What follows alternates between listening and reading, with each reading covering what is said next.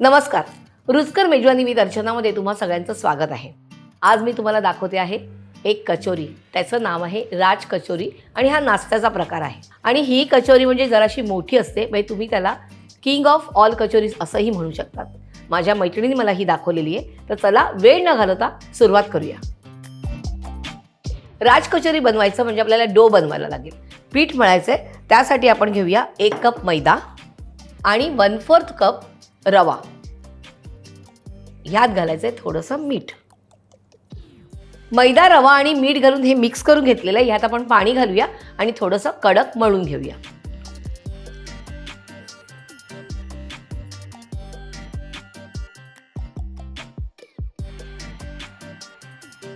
एकदम थोडंसं पाणी घालूया आणि असं छानपैकी मळून घेऊया. बघा कडक मळते मी, कारण ती कचोरी आहे, छान फुगली पाहिजे आपली. आणि आता हे मी मळते तोपर्यंत मी काय करते की तेल तापत ठेवते. ह्याच्यात तेल वगैरे काहीच घालायचं नाही आहे तुम्हाला, फक्त रवा थोडासा भिजला गेला पाहिजे म्हणून आपण ह्याला 5 ते 7 मिनटं बाजूला ठेवायचं आहे. 5 मिनटं झालेली आहेत. आपण आता ह्याचे छोटे छोटे गोळे करूया आणि त्याच्या पुऱ्या लाटून घेऊया. तर आधी गोळे करूया आपण.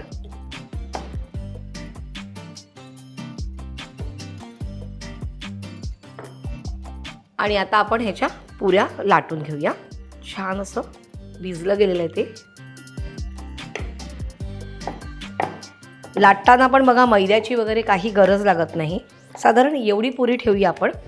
आणि तुम्हाला जर ह्याच्यापेक्षा मोठी करायची असेल तर करू शकतात, किंवा छोट्या छोट्या पण तुम्ही करू शकतात. आता मी हे जे मेजरमेंट घेतलेलं आहे त्याच्यामध्ये 10 कचोऱ्या होतात, पण तुम्हाला छोट्या करायचं असेल तर त्याच्यामध्ये 15-16 पण होणार. आणि छोट्या खूप दिसतात पण छान आणि वन बाईट खायला पण छान लागतं. पण आपण आज राज कचोरी करतोय त्यामुळे ती मोठीच व्हायला पाहिजे. तर सध्या मी 4 केलेत, बाकीच्या मी नंतर करणार आहेत. गरम गरम राहतील. तर आता आपण ह्या तळून घेऊया. तेल तापलंय का बघूया. यातलं थोडंसं पीठ काढून बघते मी तापलंय का ते. येस, तेल तापलेलं आहे. आता आपण ही पुरी टाकूया ह्याच्यामध्ये. एक एक करूनच पुरी तळायची आहे. बघा कशी मस्तपैकी छान अशी फुगली आहे.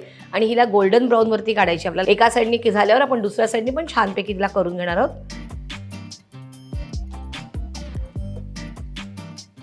अशा ह्या रंगावरती आपल्याला त्या तळायच्या आहेत. आता आपण ह्या काढून घेऊया. छान असा दोन्ही साईडनी मस्तपैकी त्या लालसर झालेल्या आहेत. आणि अशा प्रकारे आपण बाकीच्या राजकचोऱ्या तळून घेऊया.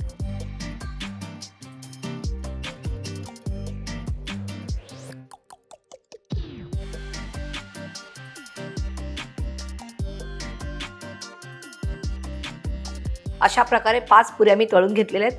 गॅस बंद करूया आणि काढून घेऊया. या पुऱ्या थंड होऊन द्यायच्यात, तोपर्यंत आपण आतलं स्टफिंग बनवून घेऊया. आता आपण ह्याच्यामध्ये जे स्टफिंग भरणार आहोत ते मी बटाट्याचं भरणार आहे, कारण जनरली बटाटा सगळ्यांना आवडतो.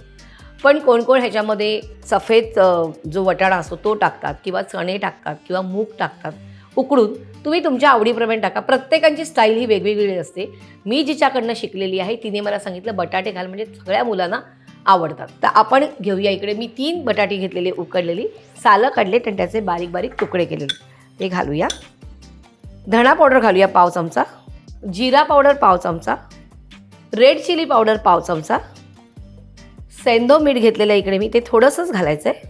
आणि साधं आपलं मीठ आहे ते 1 चिमूट, आणि कोथिंबीर. हे आपण सगळं मिक्स करायचं आहे, जेणेकरून हे सगळे त्या बटाट्याला लागलं पाहिजे.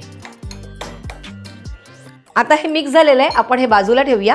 आणि आता आपल्याला कचोरी स्टफ करायला घ्यायची आहे. त्यामुळे आपण एक अशी कचोरी घेऊया. मस्तपैकी तशी मध्ये फोडायची आपल्याला. बघा बाहेरच्या ज्या विकतच्या असतात त्या कशा असतात, जाड असतात. आपल्या ह्या कशा मस्त पातळ आणि छान झालेल्या आहेत. तर आपण ह्याच्यामध्ये घालूया थोडेसे बटाटे. हे स्टफिंग घालायचं आपल्याला. आता ह्यात आपण घालूया दही. दही मस्तपैकी छान फेटून घेतलेलं आहे. साखर वगैरे त्यात काही घातलेलं नाही आहे, पण गोड दही आहे. त्यानंतर इथे मी बनवले चिंचेची चटणी आणि हिरवी चटणी. ह्या दोन्ही चटणी जर तुम्हाला करायच्या असतील तर डिस्क्रिप्शन बॉक्समध्ये तुम्हाला लिंक मिळणार आहे, कारण मी ऑलरेडी तुम्हाला दाखवलेले आहेत. तर आपण चिंचेची चटणी घेऊया आणि ह्याच्यावरती आपण घेऊया हिरवी चटणी. अनारदाणा घालूया. लागतात पण छान आणि दिसतात पण छान. आता आपण ह्याच्यावर शेव घालणार आहेत आणि वरून कोथिंबीर. आणि थोडासा जे आपण डाळिंब घेतलेले आहेत ते वरती डेकोरेशनसाठी थोडंसं तुम्ही घालू शकतात. मी ही जास्त एकदम भरभरून कचोरी भरलेली नाही आहे, कारण खाताना खूप त्रास होतो. तर तुम्ही पाहिजे तेवढीच भरा. आणि आता ही एक कचोरी झाली, अशा आपण सगळ्या भरून घेणार आहोत.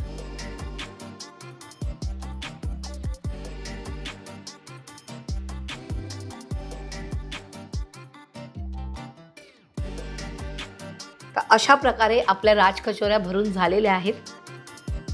राजकचोरी तयार आहे. जेवढी टेम्पटिंग दिसते तेवढीच ती करायला सोपी आहे. त्यामुळे तुम्ही करायची आहे, कमेंट्समध्ये कळवायचे.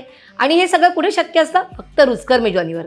त्यामुळे जर सबस्क्राईब केलं नसेल तर लगेच सबस्क्राईब करा, लाईक करा आणि शेअर करा.